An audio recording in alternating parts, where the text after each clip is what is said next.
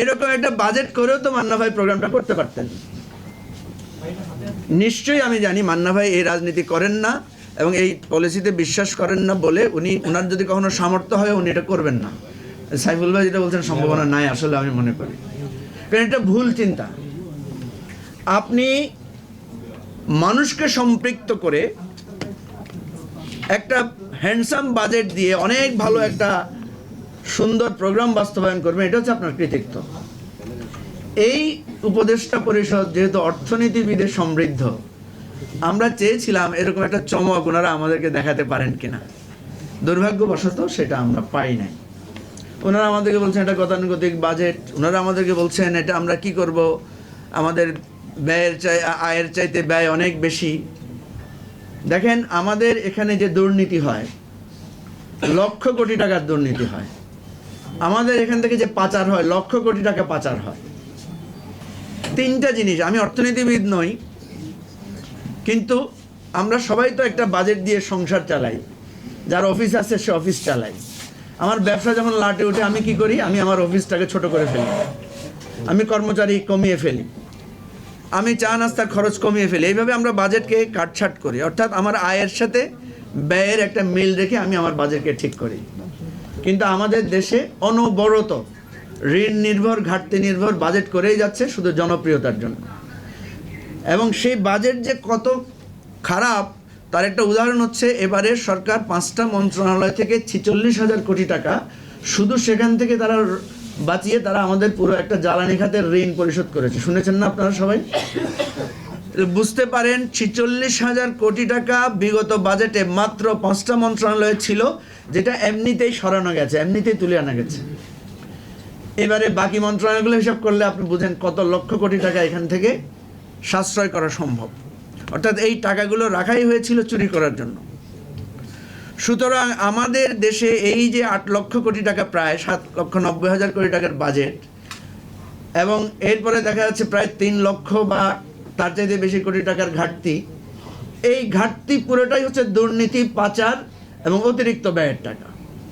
অর্থাৎ আমাদের আয় দিয়ে ব্যয় আর আয় মিলিয়ে এই রাষ্ট্রটাকে পরিচালনা করা সম্ভব।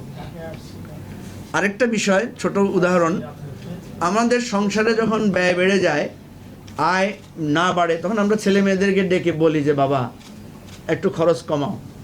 আমি নিজের অভিজ্ঞতা থেকে বলি, আমার ছেলে মেয়েরা একটা বাতি 2টা জ্বললে একটা বন্ধ করে দেয়, আপনাদেরও নিশ্চয় করে। একটা ফ্যান অযথা জ্বললে বন্ধ করে দেয়, কেন দেয়? কারণ আপনি তাকে শিখিয়েছেন যে অযথা অপচয় করা যাবে না।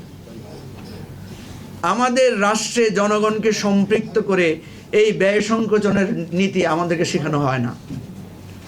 সুতরাং আমি মনে করি সারা বছর বাজেট নিয়ে আলোচনা করতে হবে।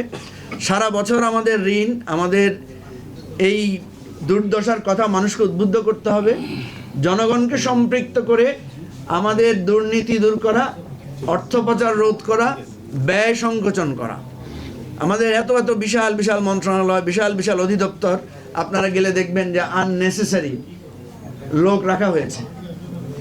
আমি ব্রিটিশদেরকে জিজ্ঞেস করেছিলাম যে তোমরা আমাদের দেশে এত আটদালি, মোসাহেব, বাবুর্চি, এত কিছু, এক একজন ডিসিএসপির বাসায় গেলে দেখবেন 15-20 জন কর্মচারী। অথচ ব্রিটিশদেরকে দেখলাম যে তারা কিন্তু তাদের নিজের ড্রাইভিং তারা নিজেরাই করে, তাদের পিয়ন দারোয়ানের সংখ্যা অনেক কম।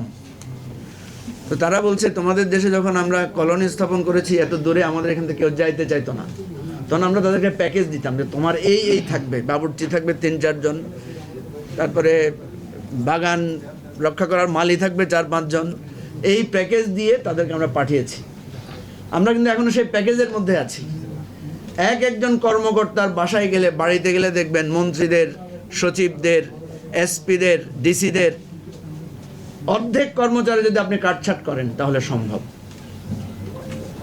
আর করোনা তো আমাদেরকে শিখিয়ে গেছে যে নিজে নিজেও আমরা বাঁচতে পারি চাইলে, বিপদে পড়লে।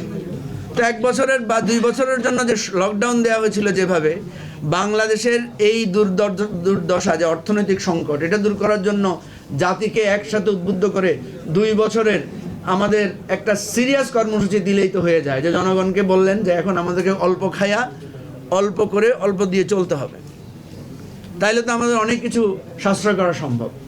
এই ধরনের একটা বিপ্লবী বাজেট ছাড়া আমাদের দেশকে কখনো একটা স্বয়ংসম্পূর্ণ এবং স্বনির্ভর বাজেটের জায়গায় আনা সম্ভব না।